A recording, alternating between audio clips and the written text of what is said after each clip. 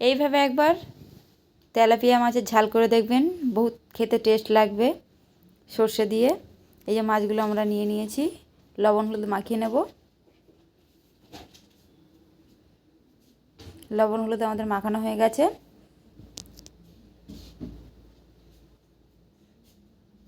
এবার গ্যাসে কড়াইটা বসাবো, মাছটা ভাজার জন্য তেল দিয়ে দেব। এই যে তেলটা দিয়ে দিলাম, আমরা মাছগুলো ভাজতে দিয়ে দিলাম একে একে। সব মাছগুলো আমরা ভাজতে দিয়ে দিলাম। মাছগুলো আমাদের এক পিঠ ভাজা হয়ে গেছে, উল্টে নেব। দিয়ে দিলাম কেটে রাখা পেঁয়াজগুলো।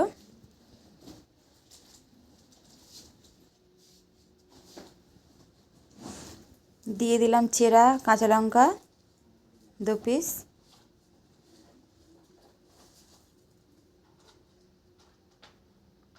পেঁয়াজটা কিছুক্ষণ নাড়াচাড়া করে নেওয়ার পরে দিয়ে দেবো এর মধ্যে টমেটো কুচি। টমেটো কুচিটা দিয়ে নাড়তে থাকবো আমরা।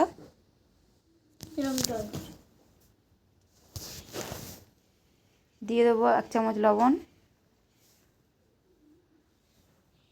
দিয়ে ভালো করে নাড়তে থাকবো।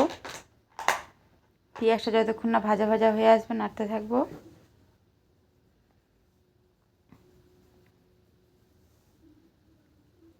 দিয়ে দেবো এর মধ্যে 1 চামচ হলুদ গুঁড়ো, দিয়ে দেবো 1 চামচ লঙ্কা গুঁড়ো,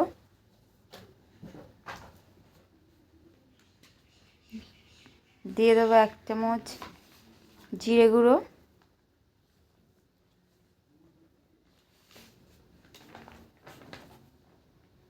জিরে গুঁড়োটা দিয়ে আমরা নাড়তে থাকবো।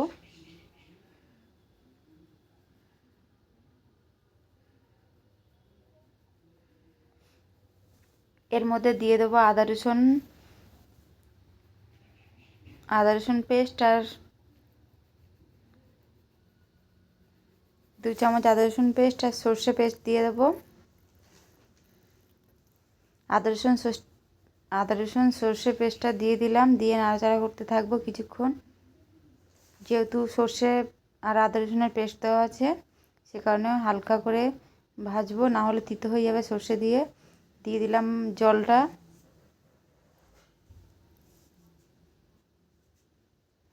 জলটা আমাদের দেওয়া হয়ে গেছে। যেহেতু মাছের ঝালটা আমাদের খুব বেশি ঝোল হবে না, ওই জন্য অল্প জল দিয়েছি আমরা। মাছের ঝালটা আমাদের ফুটতে শুরু করেছে। এর মধ্যে দিয়ে দেব মাছগুলি। এই যে এর মধ্যে কেটে রাখা ধনেপাতা কুচি ছড়িয়ে দিলাম। মাছের ঝালটা আমাদের রেডি হয়ে গেল। এই দেখুন, মাছের ঝালটা আমাদের রেডি।